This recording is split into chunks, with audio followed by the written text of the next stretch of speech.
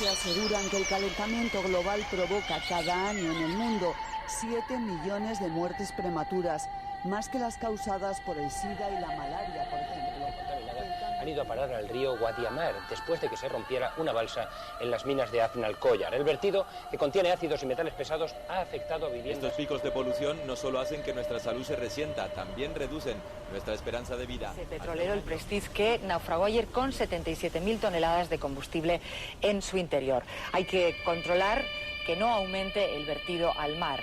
En Muxía, entonces aquí caían 450 litros por metro cuadrado, ahora son 308 y la uva se seca. El agujero del Ártico alcanzó un tamaño similar al de 5 veces Alemania y se formó la primavera pasada tras un periodo inusualmente prolongado de bajísimas temperaturas. Todos tenemos el poder de cambiar. Entonces, ¿a qué esperamos?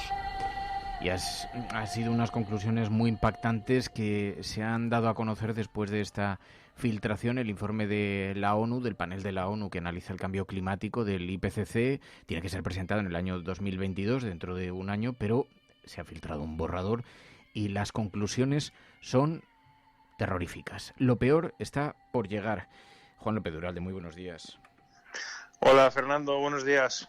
Pues son unas... La verdad es que da un poco de pavor. Lo que observamos es que, dice en este informe, la situación está mucho peor de lo que pensaban los científicos y en los próximos 30 años la vida en la Tierra se puede alterar de manera irreversible, dicen. Pues sí, primero explicar lo que es el informe del IPCC porque es importante que la gente lo entienda, ¿no? El IPCC es el panel intergubernamental de cambio climático y es el panel que Naciones Unidas estableció hace ya bastantes años, el panel científico, para informar sobre la evolución del cambio climático globalmente. Entonces, cada cierto tiempo elabora unos informes, este es el sexto, donde pues va dando cuenta de la situación, de cómo evoluciona, de cómo van las emisiones, de los posibles daños al ecosistema, de las medidas políticas que hay que tomar y demás, ¿no? Por lo tanto, estos informes son pues prácticamente el eje de las políticas globales de cambio climático o la base científica en la que se apoya, ¿no? Entonces, bueno, pues los informes han ido cada vez siendo advirtiendo con más rigor de la severidad del cambio climático, porque además una de las cosas que se constatan es que el cambio climático está yendo más rápido de lo que los propios informes decían, ¿no? De los propios informes del IPCC. Entonces, efectivamente, este sexto informe tenía que haberse presentado en 2022, después ya de la cumbre de Glasgow, en la cual los países, que este mes de noviembre se reunirá y los países tienen que avanzar en sus compromisos para cumplir el Acuerdo de París. Sabes que el Acuerdo de París básicamente lo que implica es que cada país tiene que comprometerse a una reducción de emisiones que permita que globalmente la subida de las temperaturas no sea de más de 1,5 grados centígrados. Ahora mismo los niveles de compromiso todavía son bajos y a día de hoy estaríamos todavía en una subida de más de 3 grados centígrados, por lo tanto muy lejos de ese compromiso, ¿no? Y lo que este informe nos dice es que, o sea, aunque se cumplieran los acuerdos de París, los cambios climáticos pues están siendo realmente drásticos, ¿no? Las conclusiones, desde luego, son gravísimas. Pero claro, también nos llama la atención por qué tenía que ser presentado dentro de un año. ¿Por qué? Da la impresión, nos decía antes Pepe Romero, tienen que consensuarse las conclusiones. No sé qué clase de consenso se pueden buscar en las... Pero siempre están permanentemente siendo señalados como que hay un intento por delimitar el impacto que pueda tener en la opinión pública estas cosas. Bueno, los informes del IPCC, como otros informes científicos, tienen unos plazos porque necesitan de unas revisiones precisamente y además de un consenso, precisamente para tener el rigor que se les exige, ¿no? Hay que tener en cuenta que son informes muy importantes porque de alguna manera condicionan o marcan las políticas que globalmente deben hacerse en la lucha contra el cambio climático. Entonces, tienen sus ritmos y sus tiempos. Lo que ha pasado es que el informe es tan demoledor que precisamente alguno de sus autores o de las personas que están involucradas en ello, pues ha pensado que no había motivos para esperar un año y que había que digamos, filtrar a la opinión pública, porque realmente es importante que la gente tenga conocimiento de lo que está ocurriendo con el clima, y eso es lo que ha pasado, que el informe se ha filtrado, ¿no?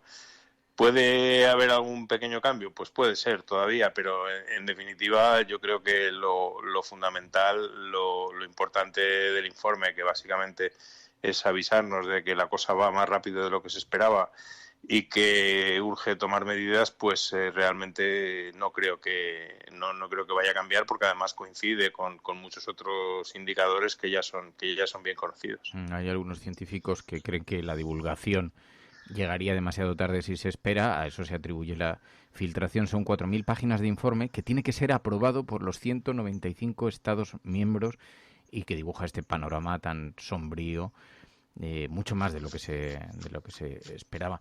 Y Juancho, ¿cuáles pueden ser las conclusiones? Porque lo peor está por llegar. Las consecuencias parece que son muy inminentes y se habla de la escasez de alimentos, de agua, enfermedades, condiciones meteorológicas extremas, desastres naturales, migración creciente.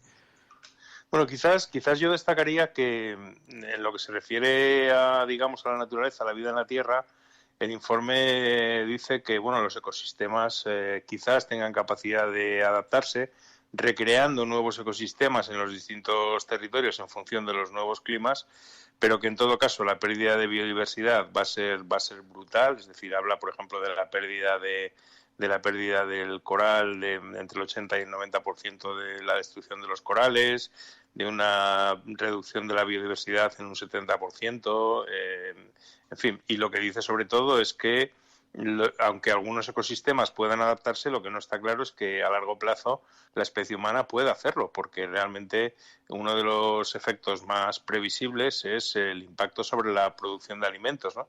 Hay que tener en cuenta, y lo hemos dicho muchas veces en este programa, que el cambio climático al sector primario le afecta en gran medida, es decir, que la producción de alimentos depende del clima. Y si el clima cambia, pues se producen grandes sequías o grandes inundaciones, etcétera. Todo eso impide la producción de grano, la producción de arroz, etcétera, etcétera, ¿no? Y en definitiva dificulta la alimentación humana. Luego habla también de las migraciones, del creciente número de personas que tendrán que emigrar cada año debido al cambio climático. Y, en fin, así sucesivamente, ¿no? Es decir, que realmente es un informe demoledor y el motivo por el cual lo han querido filtrar precisamente es porque, como decíamos, la cumbre de Glasgow está a la vuelta de la esquina y es ahí donde los países tienen que mostrar nuevos compromisos de cara al cumplimiento del Acuerdo de París. Después de la cumbre de Glasgow tienen que pasar otros 5 años para volver a poner al día esos compromisos. Entonces ahora es el momento. Y supongo que ese es el motivo por el cual han decidido filtrarlo, ¿no?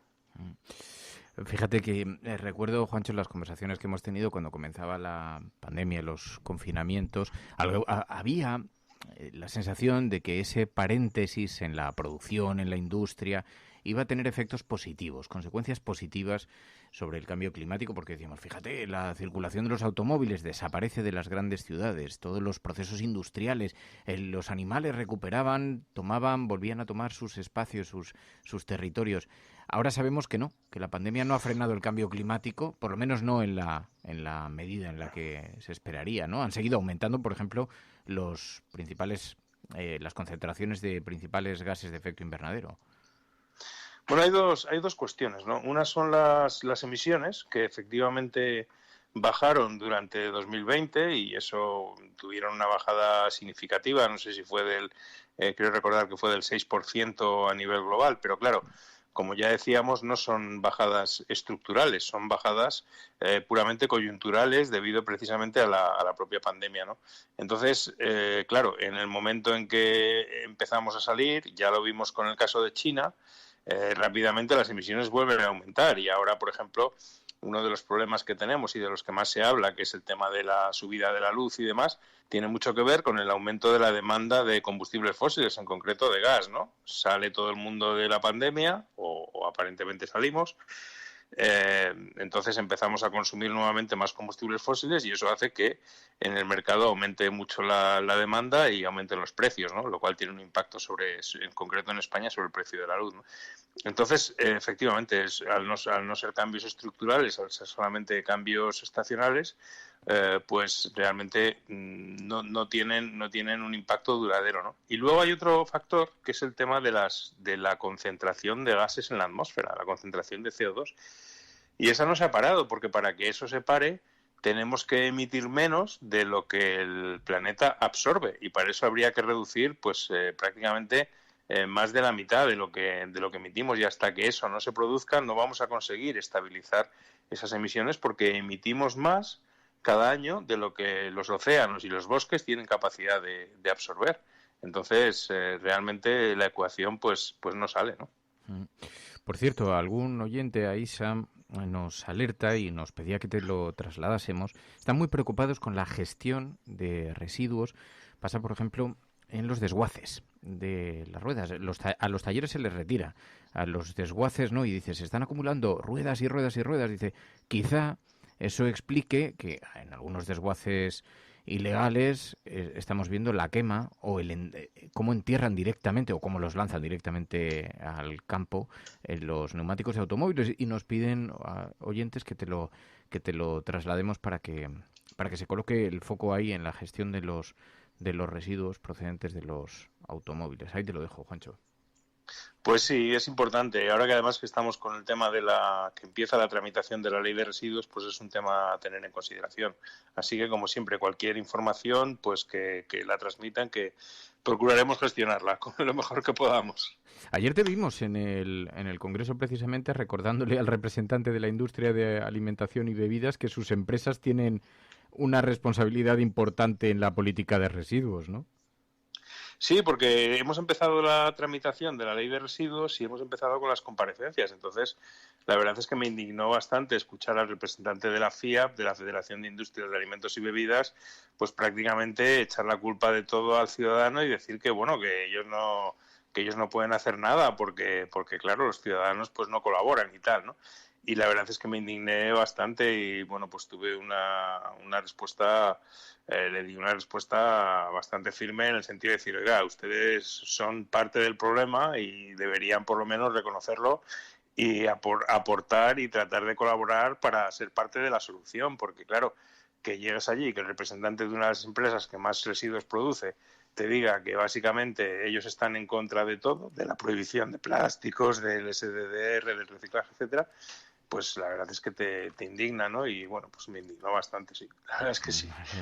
Te escuchamos y he visto que ha sido muy viralizado en Instagram. Juancho López Duralde. Gracias, Juancho, como siempre. Un abrazo, Fernando. Un abrazo a todos. Chao. Seguimos.